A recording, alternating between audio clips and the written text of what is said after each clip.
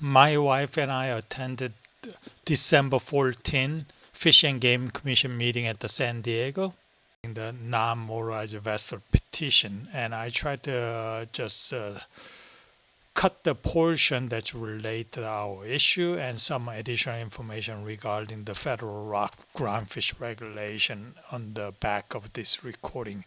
I know I didn't do a good job. I got a little bit too emotional and trying to compile all the information, short duration, kind of tough. And all the online speakers did a great job. I appreciate that time, and many people support the behind the scene to see that time, making signs you'll see on the pictures. So thanks for your support. Hopefully we have one more meeting coming up in Sacramento in February 14th. Hopefully we'll get a great news after that meeting. Okay, thank you, everybody. Paul, please approach the podium. I didn't have submitted presentation material, and I got 3 minutes from there, and I got 3 people seating time. May I have 5 minutes? I practiced 5 minutes speech. Okay, go ahead. Thank you, sir. I even timed myself. I tried to make it within 5 minutes. And thanks, Mr. President and member of the commissioner. And I'm make a brief presentation about non-motorized vessel petition. And my name is Paul Cheng. I'm a member of NCKA, which stands for Northern California Kayak Angler and Non-Motorized Vessel Petition Work Group. This petition was drafted by NCKA and Fresh and Salty Petition Work Group members, 2 of the largest kayak angler groups in California. In summary, this groundfish regulation petition requires the use of descending devices and non-motorized vessel exception to 50 fathom depth restriction. Next slide, please. As you can see on this bar graph, first line represents the shore angler and diver, and next line represents a kayak angler, and third line represents a powerboat angler. And prior to last season, a kayak angler used to have 9 months, and this year it got reduced to 5.5 months. And after the emergency closure, season got reduced to 1.5 months. That's why we are asking Commission to give us exception. That way we can have an equivalent of 7.5 months in the future. I know CDF is currently working the 20 fathom line, but they want to alternate near shore to 20 fathom line and beyond the 50 fathom line. That means kayak anglers are going to get only 50% of the season. That's what our main issue of this petition is. Next slide, please. And since the CDFW they accept the descender device requirement, I'm not going to talk about it, but that is one of the best methods of reducing mortality rate for rock fishing, especially near shore, less than 20 fathom line. And most of the quillback rockfish reside between the 20 to 50 fathom line. That even you open the near shore fishing, additional time for kayak angler, I don't think we are increasing quota for the quillback fish. And also using descender, that should reduce the mortality rate. And if you incorporate all those data into our future count, that should be we should be much better condition. Next slide, please. And region kayak angler cannot go 50 fathom line. As you can see on this chart, it's about ranging from 4.37 miles to 15 miles. And kayakers travel about 2 miles per hour. That means I need to spend about 5 to 16 hours to make it just a round trip. That doesn't give you any time for fishing. That's what we are complaining about. Understood. And I was at Half Moon Bay fishing one afternoon, and I was only 3 miles away from launching spot. It took me 3.5 hours to get back because I had a higher wind than forecast wind speed. I don't even check one forecast. I check typically 3 forecasts. Make sure we are safe. That's the reason I'm trying to show everybody we were PFD, we were wetsuit or dry suit. Everybody carry radio. I typically carry knife, but I didn't want to bring that in, as a potential weapon today. So we are asking, give us some, access time for the non-motorized vessel. Next slide, please. And I like to compare kayak angling to road biking, which is my another hobby. kayak angling should be protected.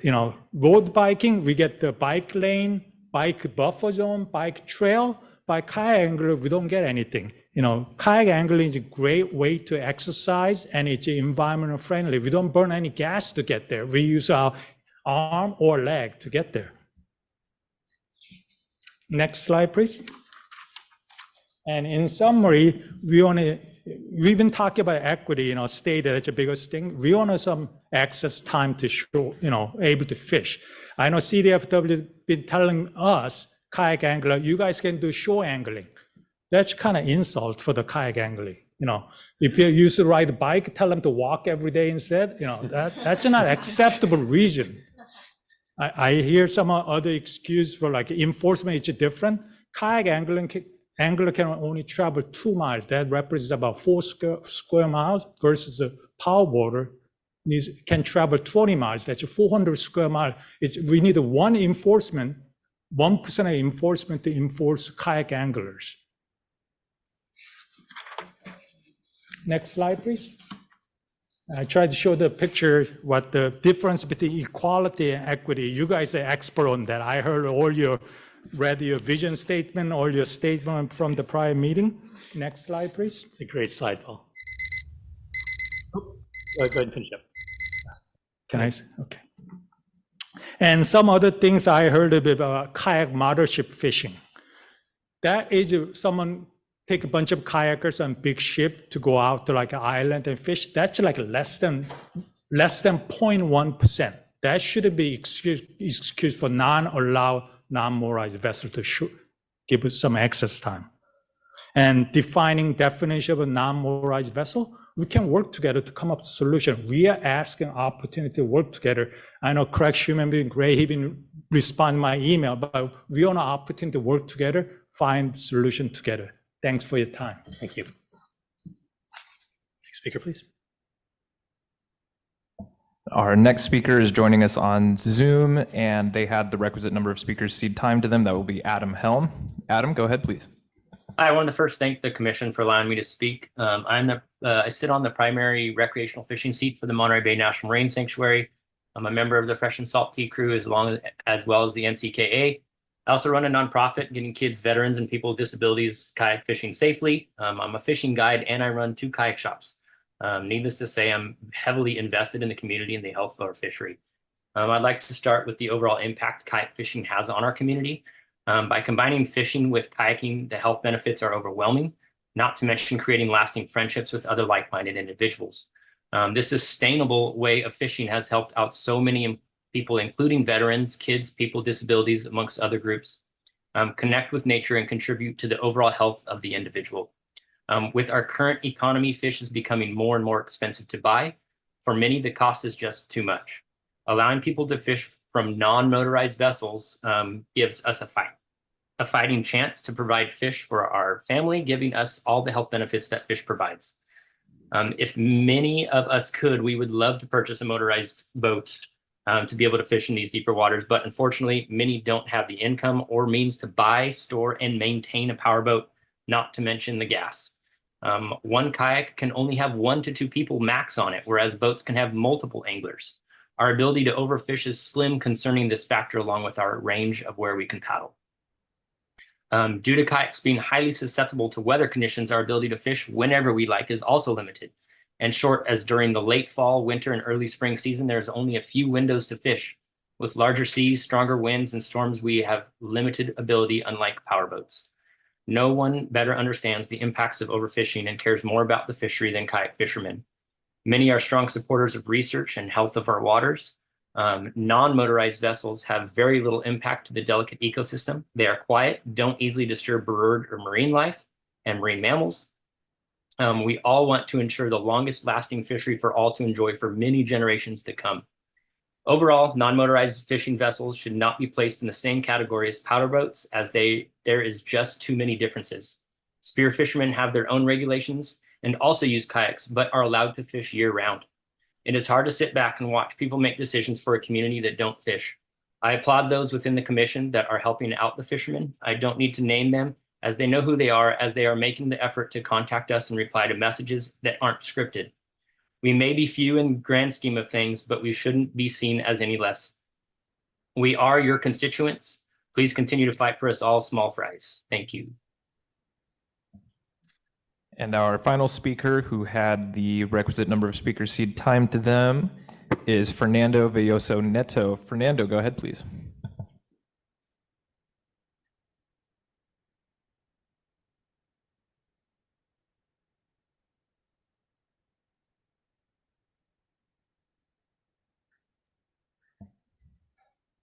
Hello, can you hear me? We can hear you. Go ahead. Okay, fantastic. Thank you to the commission for hearing us today. I'm also a member of the same petition group. I'm going to zoom forward here because I thought I was going to have 5 minutes as well. But I wanted to start by saying you will not find a group of fishermen who are bigger conservationists than the kayak community. I think the issue at play here is we're not trying to debate the merits of protecting quillback. We are all for it. The main thing, if you have to remember anything of what I'm saying today, is that the regulations as they're written today are disproportionately impacting non-motorized anglers. My friends have touched on this already, so I will just begin by saying non-motorized vessels is a traditional and eco-friendly method that has been around for millennia. I asked the commission to encourage it and not penalize it. It is a lower impact form of take, and a full season is a key way that we have to try to incentivize people to try to adopt this method, which will mean just a net reduction in the impact of fishing altogether because of decreased ranges and because of lower takes in general. We believe that the severity of the regulation should be proportional to the environmental impact of the angling method. Spear and shore-based angling is the most selective take and the lowest impact due to their range. And so no season is necessary in those cases. Non-motorized is somewhere between spear and shore and motorized. We can't be as selective as the spear anglers, but we are not able to access a fraction of the shoreline that motorized does. We carry less people on board, and we're able to keep less fish to the weight capacity of the vessels. This should be an opportunity to help encourage more people to adopt this form of fishing, which is zero emissions, lower impact, lower and also doesn't disrupt marine life and a variety of other benefits. As others have mentioned, it's also not safe to impose a 50 fathom minimum for non-motorized craft, as we're not able to safely reach those depths. For this reason, we celebrate the recent proposal of an inshore fishing area inside of the 20 fathom line. We think is great progress. Our ask is that this area be accessible for the entirety of the season for non-motorized, because we want to incentivize more anglers to choose this method, and a full season is a key way of doing this. Finally, I think we should also protect and incentivize non-motorized because it's a more democratic and financially accessible mode of fishing. To reduce and eliminate nearshore season means to eliminate access for fishing for a whole group of anglers that just do not have the means to be on a motorized vessels. To summarize, help us protect and celebrate this form of fishing. The more we grow non-motorized angling, the more of a future of sustainable and vibrant fisheries for ourselves and for our children will be within our reach. Thank you so much. I'm one of the co-authors of the petition 2023-11 before you today. As you know, prior to the total nearshore closure, powerboaters had a 2-month longer season than those using human-powered watercraft. It just isn't possible for us to reach most areas with depths greater than 50 fathoms. This created an unfair barrier to our ability to share marine resources. We are only asking for fairness, parity, and the ability to participate like those who have powerboats. Kayak fishing is a very economical way to get out on the water. Kayakers represent a variety of people from all walks of life, with a large portion being minorities. Whether someone is a minority or not, politically right or left, we all enjoy getting out on the water to fish together and have a great time doing it. From the beginning, when the reduced nearshore season was announced, we have tried to have a presence in the discussions. To date, we've only been able to have correspondence from staff members telling us about some of the possible scenarios for next year's rockfish season. Kayakers continue to be unrepresented. In closing, we ask that you include justice, equity, diversity, and inclusion in your thoughts and decision on the petition before you today. Thank you for your time and consideration. Good afternoon, members of the commission. My name is Joseph Huddle. I have been fishing the coast and ocean since the 1970s, and I have been a kayak fisherman since the 1990s. Kayak fishermen have only about 20 to 30 put-ins along the entire California coast, with only about 10 or 12 of those seeing much frequency of use. Non-motorized vessels have a range of only 1.5 to 3.5 miles from those put-ins, which adds up to somewhere between 100 to maybe 500 square miles, much of which is not quillback habitat or is already protected by MPAs. MPAs protect 852 square miles of quillback or copper habitat, or about 20 to 30% of quillback habitat. The total quillback copper rockfish habitat is around 4,000 square miles. So I believe the non-motorized vessels can only have access to around maybe 10% to 15% of the habitat. Coupled with a limit of 0 and with the use of descenders, I believe that kayakers would not be a significant factor in quillback take. As a kayak fisherman, in addition to opening up ground fishing to the 20 fathom depth, we would also like our season length to be equal to the 50 fathom deep water season length.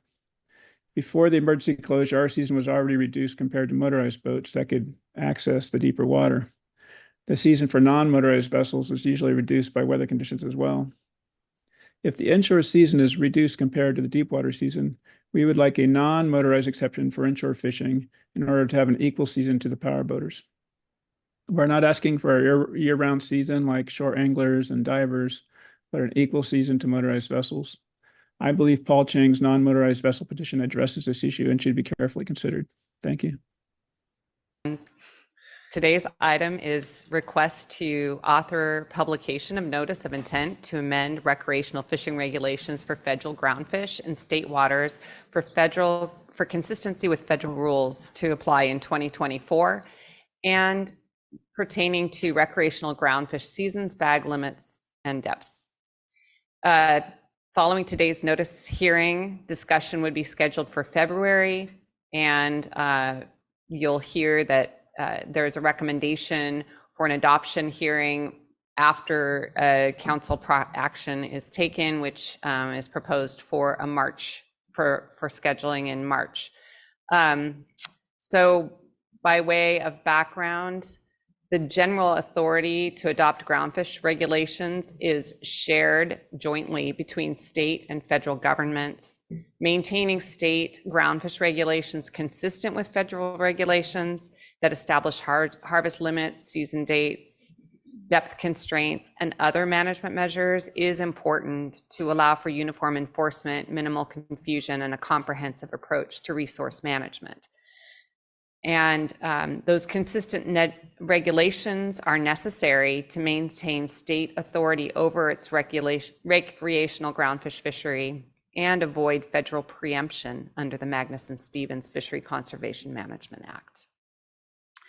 Biennially, so for every 2 years, the Pacific Fishery Management Council, or Council, reviews the status of West Coast groundfish populations, and as part of that process, it recommends groundfish fishery harvest limits and regulations to meet specific allocation goals that are specified in law or in the Pacific Groundfish Fishery Management Plan. And those council recommendations are subsequently reviewed for implementation as federal fishing regulations by the National Marine Fisheries Service. Generally, under the biennial cycle, management measures are implemented for a 2-year period and are adjusted through routine in-season actions with separate harvest specifications identified for actively managed stocks and stock complexes each year in the 2-year period. Following council final action, the commission routinely adopts recreational fishing regulations for federal groundfish in state waters as necessary for consistency with those federal regulations. So for today's agenda item, this is pertaining to the second year in the biennial cycle, and despite that has specific harvest specifications identified for this year.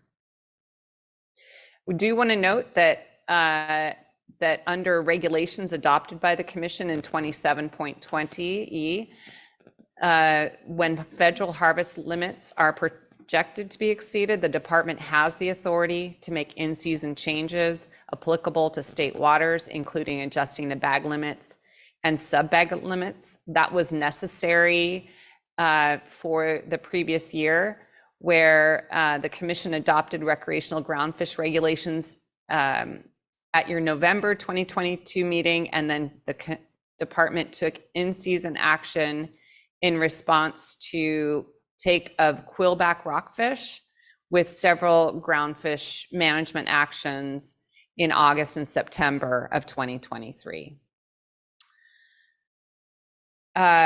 Most recently, the council met in November, and the council considered public comment related to quillback rockfish. So just be aware that there is subsequent work that the council is considering that through its Science and Statistical Committee that may inform management that occurs beginning in the next triennial cycle.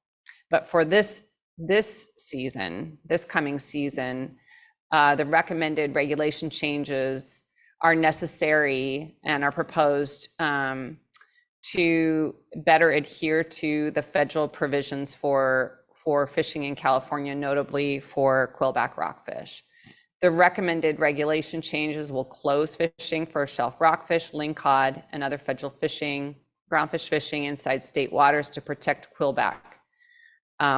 There are some additional provisions that the department has identified.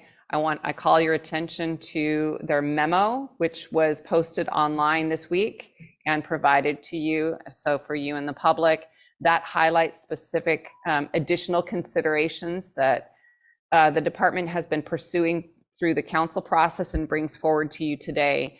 That includes allowing harvest, adding a provision for potential harvest inside shallow waters, inside 20 fathoms. That requires establishing a new 20-fathom line that the department has worked on.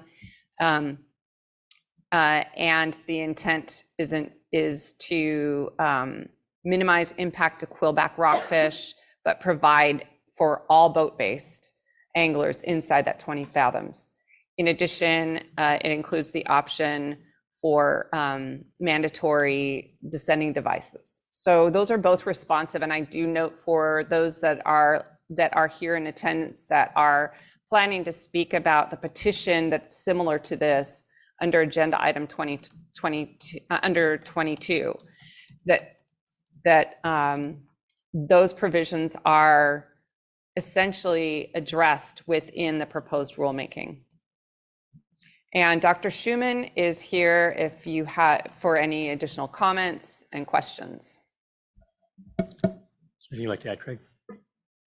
Yeah, thank you, Susan, for the introduction. Craig Schumann, CDFW Marine Region. So as Susan mentioned, the department is requesting the commission authorize staff to publish notice of intent to amend recreational groundfish regulations to be effective in early April 2024. These changes are intended to align with and complement new federal regulations effective now or coming soon. The specifics are in the memo provided. I can briefly give an overview of that if folks haven't reviewed the memo, so I can do that. Those are to amend seasons, depth limits, rockfish conservation area boundaries, and bag limits in all groundfish management areas for consistency with upcoming federal regulations.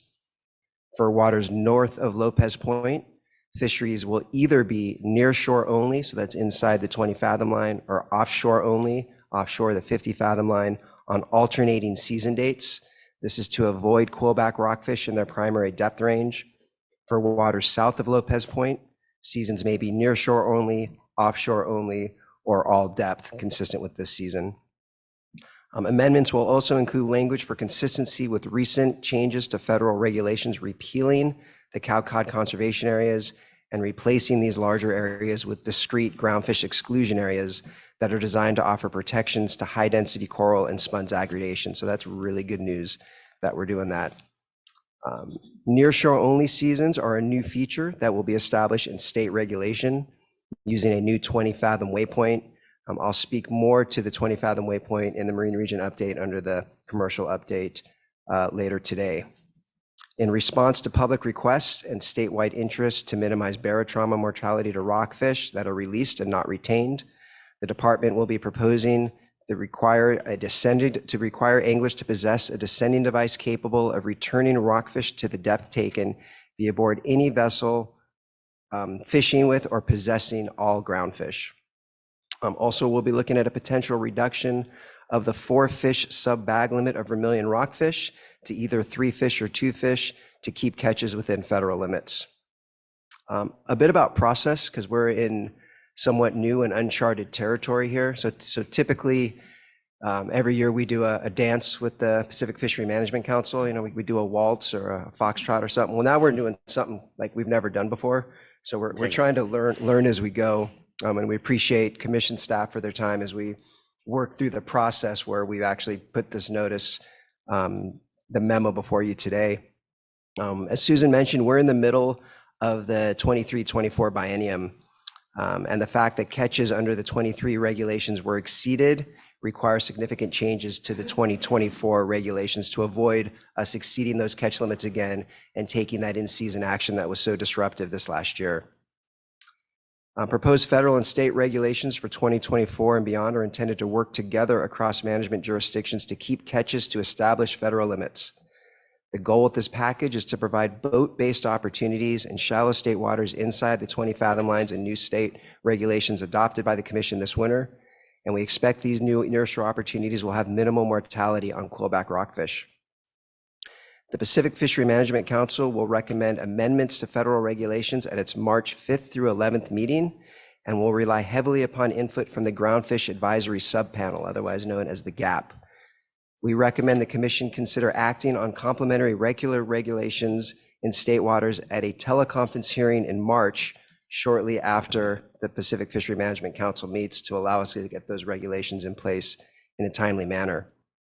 Stakeholders interested in development of the proposed regulations should contact their GAP representative to provide input on the federal decision-making process and/or participate in the week of discussions at the March PFMC meeting in Fresno, California.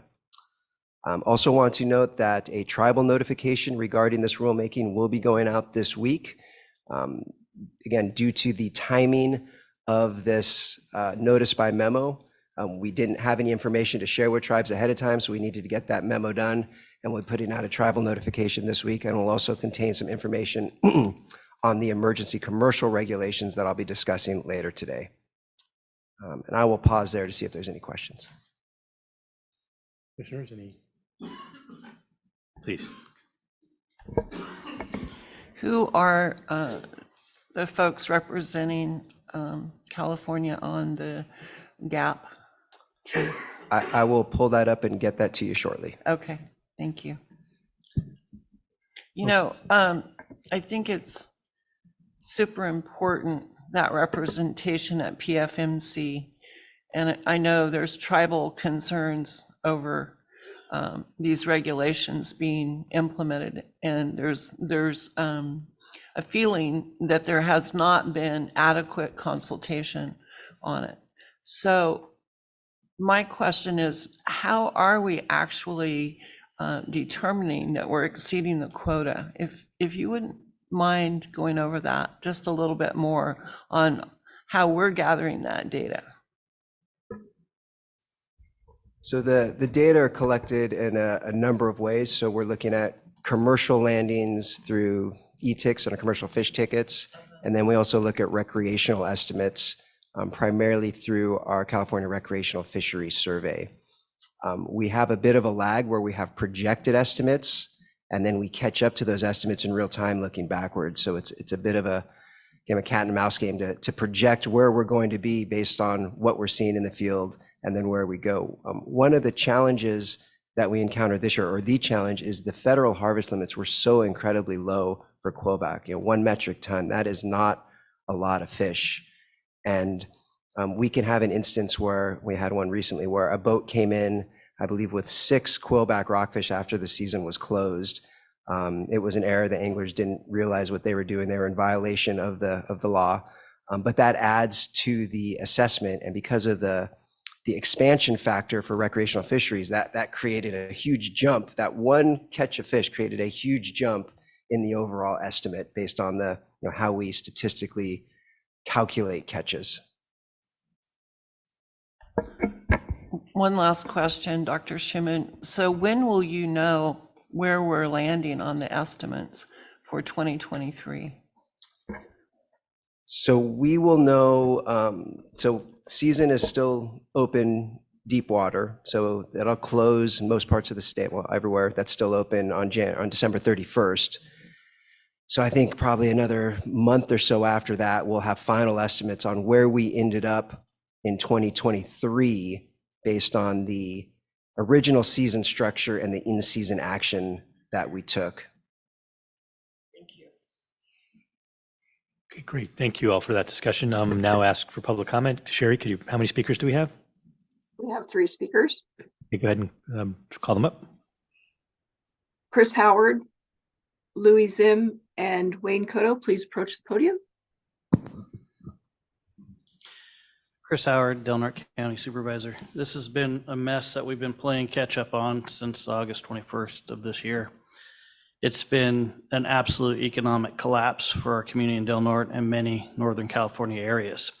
And it is, bottom line, a data nightmare in the sense that we don't have it yet. Anecdotally, like when we toured with our friends down here yesterday, the people are actually out there doing the work, whether they're commercial fishermen, whether they're recreational fishermen, know the species exists, yet we don't have the data as a department, as a commission, as Pacific Marine Fisheries Management Council and those advisory bodies to inform good science. And yet we go out there and we use what they call the best available science to put into models that are quite antiquated to generate this best available science. And those people, they're statisticians, as I sat through Garden Grove meetings, basically said, well, we know it's poor.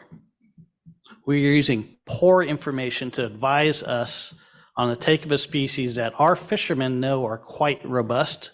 Our scientists in the area are quite robust, but that's what we have to do based on this antiquated law from 1976.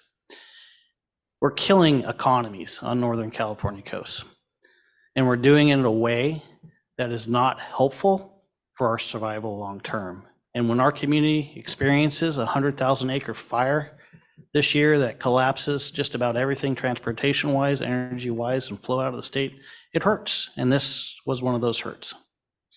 So today I wanted to come down here, travel all this way to basically let our friends at Department of Fish and Game, Department of Fish and Wildlife, my apologies, I've been around a long time, keep up the fight.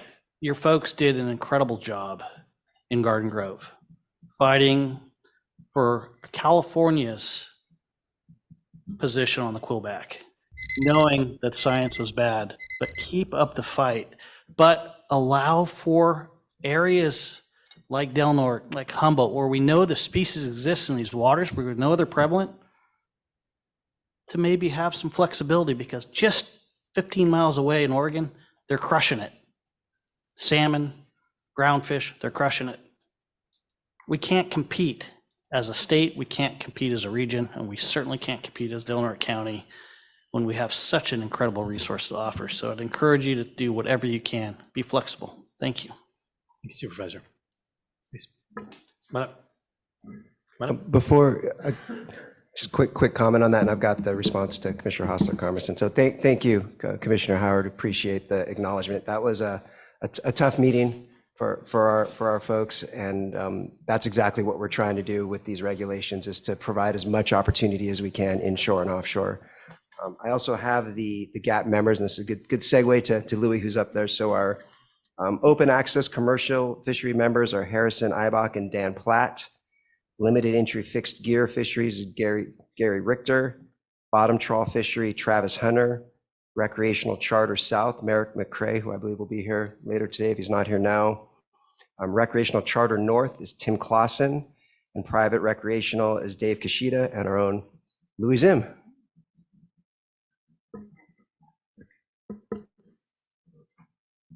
Please go ahead. Thank you, members of the commission and staff. As you just heard, my name is Louis Zim, and I am the co-vice chair of the Groundfish Advisory Sub-Panel. We call it the GAP because we don't want to call it the GASP. And we do the groundfish boogie.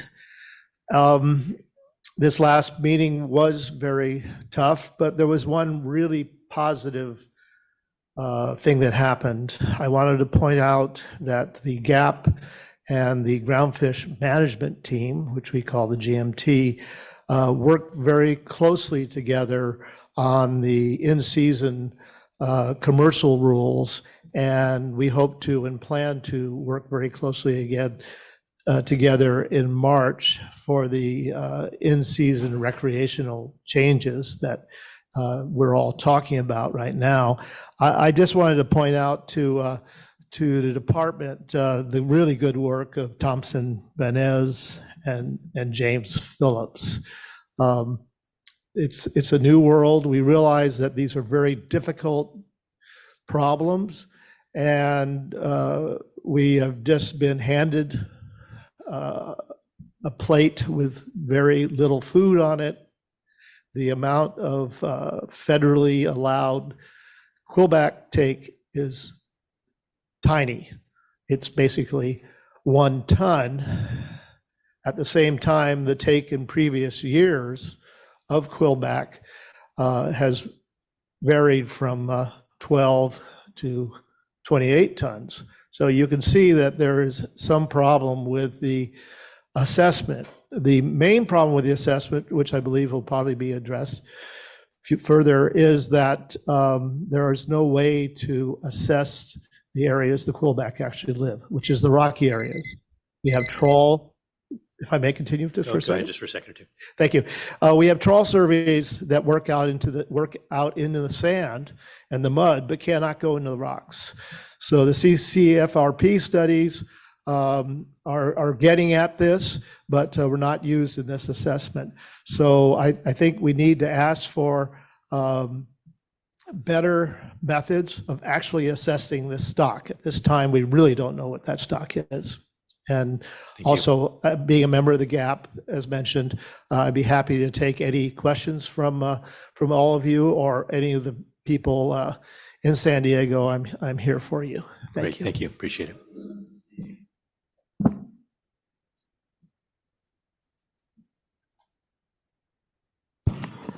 Good morning, Wayne Cotto, CCA California. That was a very, very painful meeting in Garden Grove earlier. We have issues. We have issues because we've put ourselves in positions of process and procedures. And when the data isn't there to drive good decision-making process, there's no pause button. And that's what we're finding. We all need to work better and do better at getting the data needed to fill in those models, correct the models, so that all of us can make the right, proper, and intelligent decision on fisheries management. The unintended consequences of our lack of doing that is the fishing community at whole. We are all hurting. The regulations that have been put in place have hurt communities, hurt fishermen, hurt incomes, hurt families. So we need a better job or a better way to fix it, and that's what we're trying to work on. All of us right now are trying to find ways to fix the problems. More money, better staffing, better assessments, better methodologies of assessments, but we need a pause button, and there isn't one that exists, and that's a problem. We know the data was bad. They recognized the data was bad, but they had no choice but to accept it, and that's wrong. What we're going to do now is we're working at all the different levels trying to help, as we say it, how do we help you to help us? How do we get the resources and funding and staffing necessary to help us fix these problems? And that's what we're trying to work on. One of the unintended consequences is that Central Coast, Avalon, Morro Bay, they're at the very, very bottom of the quillback stock, but yet they were cut off as if they were part of the Northern California sector. So that was something we have to recognize certain limitations when we're making these decisions. Same thing with the inshore, the 20 fathom line. That hurt communities. It hurt the underserved communities. It hurt the kayak fishermen, the shore fishermen, and other people that really shouldn't have been affected by the quillback groundfish issue because there's no quillback inside of that line. Well, these are the things that we're trying to do. Positive note, Calcott Conservation being open after 20 years of closure because we all worked together. Environmental Community Rec, CDFW, commercial, all worked together to get that done. So that's a good positive. Thank you. We have no more speakers. Okay, great. I just want to again point out this is a notice hearing. There were plenty of discussion to head on this. Commissioners, any discussion or comments other than motion? I guess I would just say, I think a lot of us heard, like I wasn't at that Garden Grove meeting, but I think we all heard that it was a complex meeting. And, I'm grateful that there was discussion and that the council ultimately went back and said, hey, to the Scientific and Statistical Committee, could you go back and look at this again and come back to us? Because there was an open, transparent conversation about the data and the state of the data. This is just a notice hearing. I really appreciate, we got a recent memo from the department talking about some of the flexibility that we're able to preserve, thinking about whether there's a nearshore fishing option inside 20 fathoms, mandatory descending devices, which we talked about at our last full commission meeting. Why is it a voluntary program in California and in other states? The descending devices are mandatory. So I appreciate that we're trying to build in some flexibility. At the end of the day, we are sort of beholden to the PFMC and what they do. So I think timing wise, we're in the situation we're in, and the action proposed today makes sense. But I really appreciate that we have tried to create and cultivate some flexibility in this going to notice. Dr. Schuman, would you send me the information you read on the membership of that team, please? Certainly happy to do so. I'll also send you the entire roster so you can see of all of the advisory body members. Thank you so much. President, if I might, Please. a couple of thoughts. And following up on Craig's comment, the entire roster, it's a mammoth undertaking for the department and the public to participate in these federal fishery councils. And I like mammoth. I would estimate our capacity commitments, dozens of staff, and you have the build up to then the actual period of meetings, which is 7-ish days. And then you have the wind down after, and they meet half a dozen times a year. So that's a full calendar when you play that capacity of staff out in a work plan. I also agree with Commissioner Murray. When the public sees us discussing these items, they may be left with the impression you, the commission, or us, the department, control all these decisions. And in reality, that's kind of far from the case. Each entity has a set of authorities that slot into a puzzle piece, frankly. And on these questions, the larger puzzle is assembled at the federal council level. I am going to make a comment, which is an expression of frustration, and I don't have a solution to it. The experience with quillback is in general ways analogous to the recent experience on salmon. Both of those species, primarily are decided at the federal venue. It's a system that is not keeping up with the reality. And it is trailing climate disruption, among other things. And we don't know what to do about it. And the reality is you're talking congressional reform of a foundational law and a fisheries management structure through these, dozen councils nationally. But this belief that we can continue to use the same model or structure and approach and just build another room on the Winchester Mystery House is not going to work. That's an easy issue to spot. It's an unimaginable problem to solve because we can't control everybody in the debate.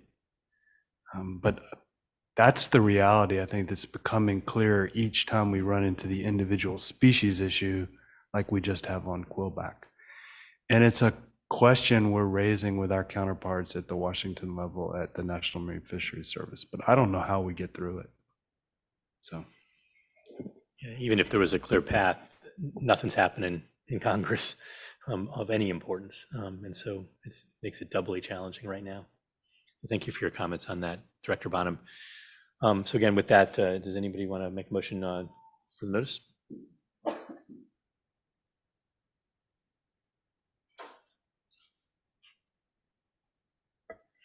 Sure. Thanks. I move that the commission authorizes publication of a notice of its intent to amend A, recreational fishing regulations for federal groundfish in state waters for consistency with federal rules in 2024, and B, recreational groundfish seasons, bag, and depth limits as discussed today. And I'll second that. Motion made by Commissioner Murray, seconded by me. Roll call, please, Sherry. Commissioner Murray, Aye. President Sklar. Aye. Commissioner Hostler-Carmerson, Aye. Vice President Zavaleta. Aye. Motion passes unanimously, which brings us on to item number 17, which is recreational